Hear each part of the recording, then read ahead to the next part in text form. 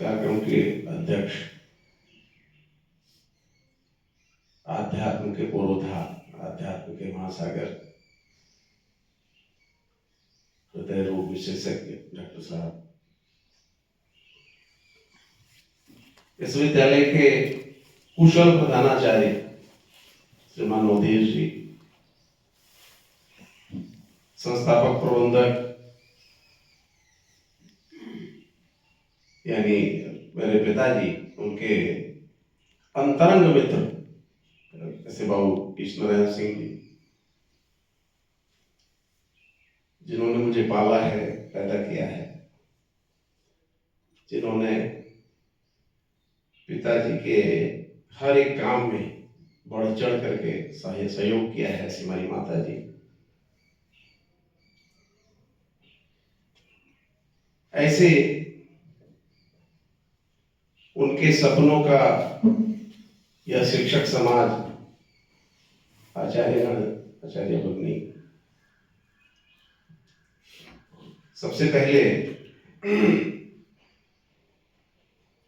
आज 23 जनवरी सुभाष चंद्र बोस की जयंती पर मैं उनको सत सत नमन करता हूं।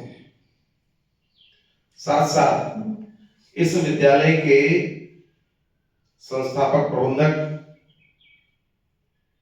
और सौभाग्य से मैं जिनका पुत्र हूं, ऐसे संस्थापक जी, उनको ढेर सारी श्रद्धांजलि अर्पित करता हूं। मैं तो मानता हूं कि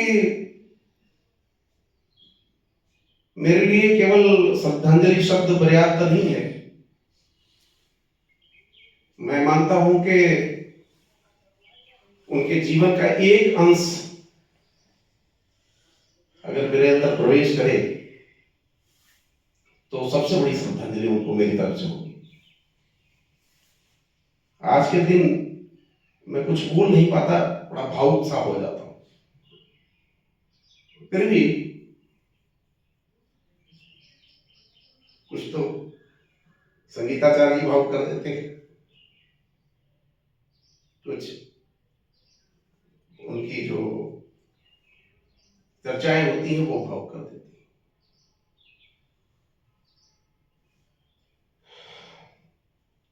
मैं अपने भाइयों में सबसे छोटा भाई था और मुझे कभी कभी लगता था कि मैं केवल पिताजी का पुत्र ही नहीं हूं, मित्र भी हूं। बहुत मानते थे, ऐसे चर्चा भी, बहुत सारी सामाजिक चर्चाएं भी हमसे करते थे और दोनों भाइयों से नहीं करते थे। कभी बहुत सारी संस्कृतियां जब उनकी मैं सुनता हूं तो कुछ तो रुला देती हैं, कुछ हंसा देती हैं, कुछ संदेश दे जाती हैं। एक बार इसी विद्यालय में हम लोग छोटे छोटे थे, पढ़ रहे थे। अक्सर पिताजी शाम को जब छुट्टी होती थी तब वो उधर से आते थे।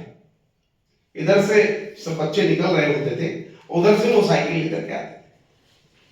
तो ज्यादातर हम लोग भी निकल जाते थे, लेकिन उस दिन कुछ किसी वजह से हम लोग रुके हुए थे और पिताजी आए तो उनको देख करके थोड़ा वो तो रहता ही था कि पिताजी आ गए।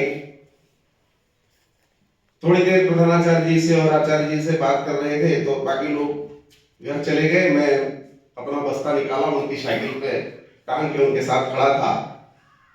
बड़ा गर्व महसूस कर रहा था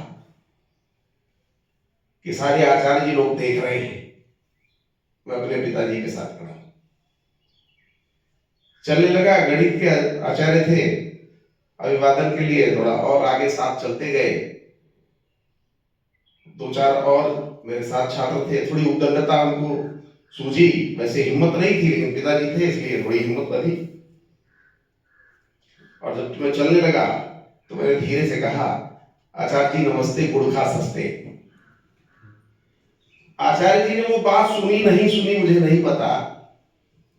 मैं घर गया पिताजी के साथ और पिताजी ने कहा गणित की किताब लाओ। विश्वास नहीं होगा कि पाइथागोरस प्रमेय उस दिन का याद है, अभी तक भूला नहीं। ऐसी पढ़ाई हुई हमारी। और अंत में उन्होंने कहा, माता जी ने बचाया, उन्होंने कहा कि गुड़ महंगा है सस्ता है, पता चला आप मत पढ़ो लेकिन संस्कार में रहो। वो शब्द मुझे आज तक है। ये तो अपने बच्चों के साथ उनका व्यवहार था। और ऐसे ही जब वो कहीं होते थे, यहां से विद्यालय से बालक छूटे हुए हैं, साइकिल से जा रहे हैं, तो अपनी साइकिल उसी के बीच में घुसा देते, चलते चलते बच्चों से, अरे बच्चों छुट्टी हो गई क्या, कहां से पढ़ते हो, कहां से आ रहे हो, कहां पढ़ते हो? विद्या मंदिर में। अच्छा, अरे वो नरवा में वहां पढ़ाई भी होती है? अरे दादा बहुत अच्छी पढ़ाई होती है। क्या बात कर रहे हैं? अच्छा, गणित कौन पढ़ाता है? अच्छा, सबसे अच्छा कौन पढ़ाता है?